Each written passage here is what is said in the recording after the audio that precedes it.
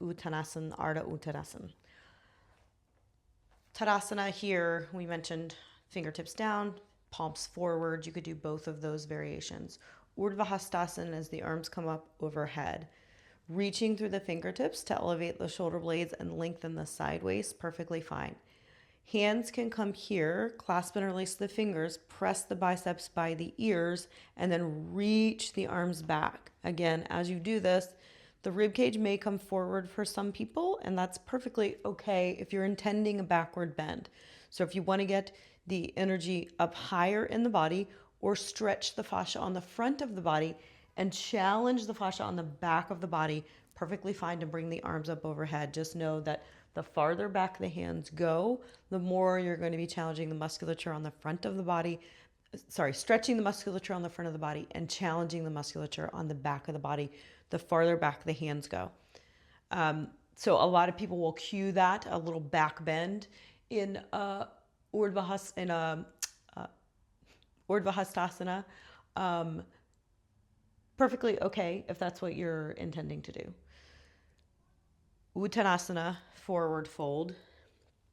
Really nice place for the arms to be here for some people. So this is a little the same as a ragdoll. In ragdoll, the feet are a little wider apart from each other, but arms around the legs perfectly fine. In the Bikram style, you're scooping up the heels from behind and then reaching the top of the head down towards the ground. That's going to get into a bit bigger stretch, a bit more beyond what most people are going to be capable of. So just be careful there. If you would like to do Ardha Uttanasana with Urdhva Hastasana here, very challenging for the rhomboid muscles to hold onto the shoulder blades, for the serratus muscles to hold onto the weight of the arms, and then for the back to stay here. The problem with reaching the arms forward for most people is going to be that you're not challenging the abdominal core that you think that you're challenging.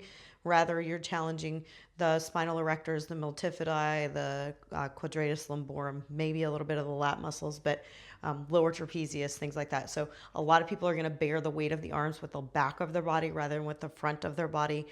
If that is the case, you can do arm variations where the arms come out to the side, which is going to make them not weigh quite as much as they are if they're here, just because of the fulcrum of the weight of the body. So we talked about this in the anatomy and physiology, right? Your body is a weight, particularly your the appendicular parts of your body, your head, your arms, and your legs. They're all weights, right? Everybody has a weight to their body. So if my arm weighs, I don't know, my arm weighs 10 pounds, maybe, I don't know, 8 pounds, but whatever your arm weighs, right? The closer that weight is to the mid of the torso of the body, the less it's going to weigh. But when you take the arms out away from the body, so we'll explore this in Posture Clinic when we're looking to ways to make postures more challenging for people. The arms and the legs are weights. So my body has to hold on tighter to extend my arms out to the front. So this would be Ardha Uttanasana with Urdhva Hastasana, arms overhead in a halfway forward fold.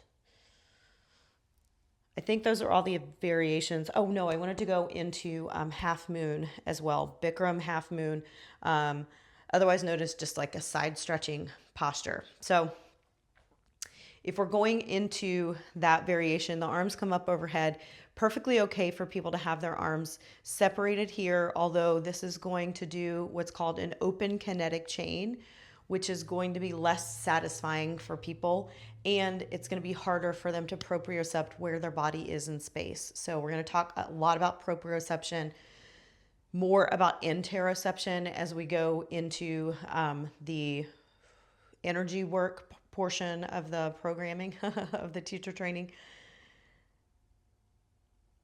So for a side bending posture when you're standing in Tadasana, Pada Bandha, lift through the pelvic floor, side waist nice and long, arms come up over the head, and then open kinetic chain here is going to bring the body naturally. I'm trying to see how to show this to you. Going to naturally bring the body into kind of more of a rotation. Can you see that? So open kinetic chain, by default, the proprioception of the nervous system is going to bring the body into a side bend as well as a rotation. Now, that is not a bad thing. The spine is meant to move in three dimensions. So please know that that's perfectly acceptable. Just notice whether or not it's intentional.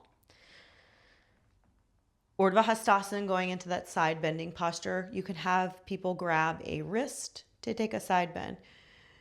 If you can cue this in a number of ways. So the harder I ground down through my left foot here, this is my left foot, the more stretch I'm going to get on the left side of my body through my oblique muscles, my intercostals.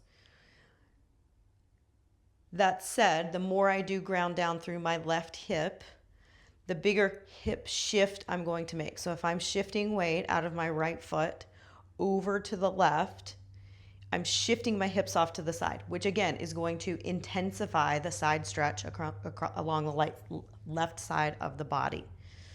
It does, however, bring the body out of equanimity. So you have to understand what you're asking people to do and why you're asking them to do it. And it can't just be because it feels good. I'll say that 1,000 times during this training. That's a perfectly valid reason to do something, is because it feels good. So just know that if you're shifting the body weight out of equanimity when you're in two-legged postures, two-legged standing postures, that the spine and the other lines of energy are going to follow that imbalance. Okay, so for people that cannot clasp and release their hands overhead, grabbing a wrist, perfectly fine. With the hip shift, also perfectly fine. You can also bend the elbow, take the hand, palm up against the back in between the shoulder blades, and then have them come into a side bend here. So you're doing a little tricep stretch here. Yeah. These arms are also available in Urdhva Hastasana. Arms available here. You can also come here in Urdhva Hastasana. This can be a really nice stretch, especially if people are going into a little bit of a backward bending, a little bit of a standing backward bend. It creates tension in the extensors of the neck quite a bit. And because you're creating that tension, it can help people recognize when they might be holding a little bit too much tension, like in the upper trapezius muscles around the neck. Okay. One more posture I do want to cover that's called Tandavasana. Tandavasana. This is one of my favorite ones to teach in class. It is hip work as well as a side bend. So if you're standing in Tadasana with the toes apart or not, toes together or apart, either way, perfectly fine. You're going to step one foot back. I like to take a little slight external rotation with the leg that's not going to be moving. So since I just did all this side bending on the left side, we're going to go to the right side. So my left leg is going to stay planted. I'm going to take my right foot and step it behind my left leg. Then I'm going to take a side bend. So I'm stretching the right side of my body. Love this stretch. It feels so good. So what's working here? I'm stretching the outside of the left hip. It's also stabilizing me here. I'm stretching the back calf muscle. So here, stretching the right calf muscle. And then because this back leg has crossed the midline of the body, it creates the same tension as we saw in this side bending, right? So do we see if the hips shift off to this side? I'm taking a big side stretch through the right side body. The same thing is happening in this Tandavasana here, where the hips are, yes, shifted to this side, but I'm leaning some weight into the right side. Really nice rotation for the spine, really nice side bend, and it also gets into mobility in the hips. So a little bit of a hip stretch. It's also just uncommon, and sometimes it's great to sprinkle things into your classes that you don't always see. We'll talk about this later in the training, but It's not so great to do the same thing with your body over and over and over again. I'm sure that we've all had the instance of going into a little bit of autopilot when you're in your practice. And a lot of that times that's because the sensory neurons in the body, the feedback neurons in the body, aren't getting fresh stimuli. If you're doing the same thing over and over and over again, this is how people get injured when they're practicing any particular exercise or sport for too long. It's because, yes, overuse is the thing, but also your body just gets used to feeling the same things over and over and over again.